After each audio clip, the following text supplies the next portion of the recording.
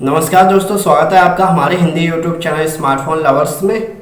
दोस्तों, जैसा कि आप सब जानते हैं कि जब से कोरोना आया है ना, तब से ऑनलाइन ट्रांजैक्शन काफ़ी ज़्यादा बढ़ गए हैं, है ना। ऑनलाइन ट्रांजैक्शन बढ़े हैं तो कई बार ये गलतियां भी बढ़ गई हैं। जैसे ये बहुत बार हम लोगों से ये गलती हो जाती है, हम लोग गलत बैंक अकाउंट में पैसे भेज देते हैं। मान लीजिए भेजने थे किसी और को और भेज दिए किसी और को, गलती से दूसरे अकाउंट में भेज दिए। अगर आपके साथ ऐसा हो जाए, गलती से आपने किसी और को भेज दिए पैसे जिसे नहीं भेजने चाहिए थे, किसी और को भेज रहे थे और कहीं और भी भेज दिए, अगर ऐसा हो जाए तो फिर आपको क्या करना चाहिए, आज हम लोग इसी के बारे में बात करेंगे। लेकिन उससे पहले बताना चाहूँगा, यदि आपने हमारे चैनल को अभी तक सब्सक्राइब नहीं किया है तो सब्सक्राइब कर दीजिए और बेल के आइकन पर जरूर क्लिक कीजिए, जिससे कि आपको हमारे आने वाले वीडियोज का नोटिफिकेशन मिलता रहे। ठीक है दोस्तों कई बार हम लोग ट्रांजैक्शन करते हैं, ठीक है।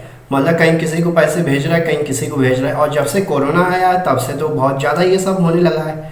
अगर बाई चांस हमसे कोई गलती हो जाए, है ना, और गलती से हम लोग ऑनलाइन ट्रांजैक्शन कर रहे हैं और गलती से किसी और इंसान के पास भेज दें पैसे, गलती से भेज जाए, भेज किसी और को रहे थे और चले गए किसी और अकाउंट में, तो हम लोगों को क्या करना चाहिए। देखिए, अगर आपके साथ कभी भी ऐसी गलती हो जाए आपसे, तो सबसे पहले तो आप बैंक में जाइए। जी हाँ, अपनी बैंक में जाइएगा, वहाँ पर बताइएगा कि ये इस तरह हो गया है, ठीक है। और फिर वो वहाँ पे ये होगा कि अगर आपके सेम बैंक में अगर ट्रांसफ़र हुए हैं पैसे, तब तो फिर इजीली मिल जाएंगे, ठीक है। और कभी कभी ऐसा भी होता है, आपने ट्रांसफ़र किए, वो जिसके में ट्रांसफ़र हुआ वो किसी और बैंक का बंदा हुआ, ठीक है, ये भी हो जाता है।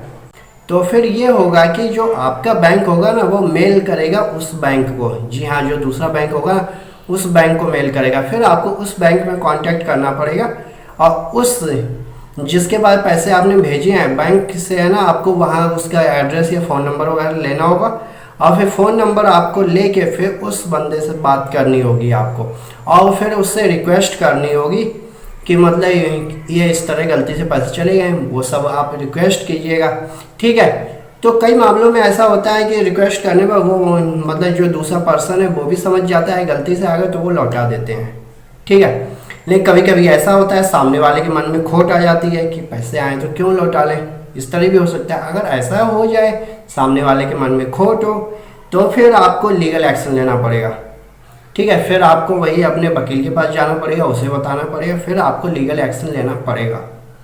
जी हाँ, ये इस तरह करना होता है। अगर दोस्तों आपने किसी भी तरह अगर ट्रांजैक्शन किया हो, अगर ये गलती हो रही है, तो फिर आपको यही प्रोसीजर फॉलो करना होगा। चाहे आप यूपीआई से कर रहे हैं, गूगल पे, फ़ोनपे या किसी भी तरीके से कर रहे हैं और गलत अकाउंट में पैसे गए हैं, तो यही आप फॉलो कीजिएगा, यही तरीका है, ठीक है। हाँ, अगर आपके साथ कभी अगर ऑनलाइन फ्रॉड हो जाए तो फिर आपको क्या करना चाहिए। देखिए, अगर ऑनलाइन फ्रॉड हो गया, ठीक है, तो फिर आपको पहले तो पुलिस स्टेशन जाके एफआईआर लिखानी पड़ेगी।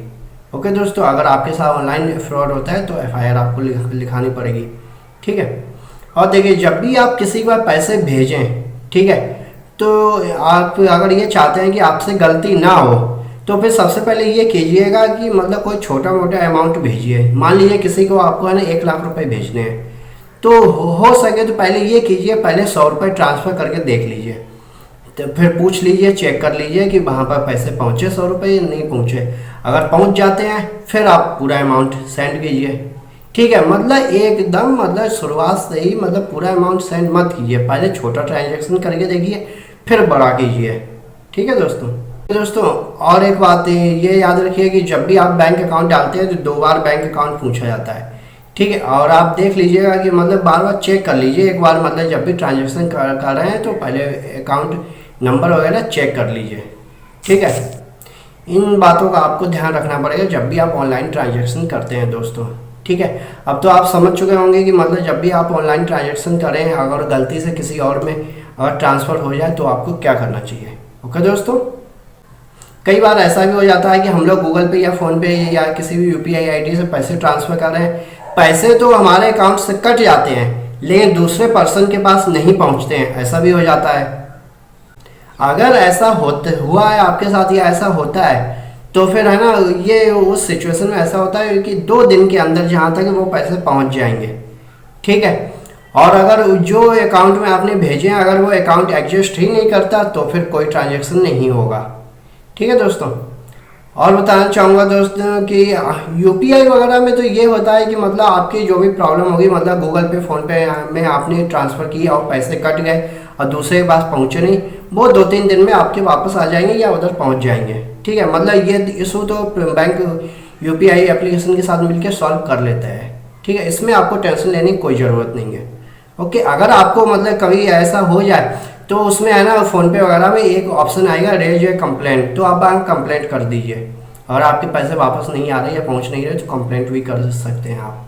ठीक है, अगर आपके साथ ऐसा हो जाए, पैसे कट जाए, नहीं पहुंचे, तो आप कंप्लेंट कर सकते हैं। ठीक है, ओके दोस्तों, आज के लिए इस वीडियो में इतना ही। अगर आपको वीडियो पसंद आया तो वीडियो को लाइक कीजिए, कमेंट कीजिए, शेयर कीजिए, और अगर आप हमारे चैनल पर नए हैं तो चैनल को सब्सक्राइब कर दीजिए। ओके दोस्तों। और दोस्तों बताना चाहूँगा कि अगर आप लेटेस्ट स्मार्टफोन की लिस्ट देखना चाहते हैं तो मैंने डिस्क्रिप्शन में दी हुई है, आप वहाँ पर चेक कर सकते हैं लेटेस्ट स्मार्टफोन के बारे में। ठीक है, लिंक दिया हुआ है, वहाँ पर क्लिक करके चेक कर सकते हैं। ओके दोस्तों, आज के लिए इस वीडियो में इतना ही। Okay, thank you.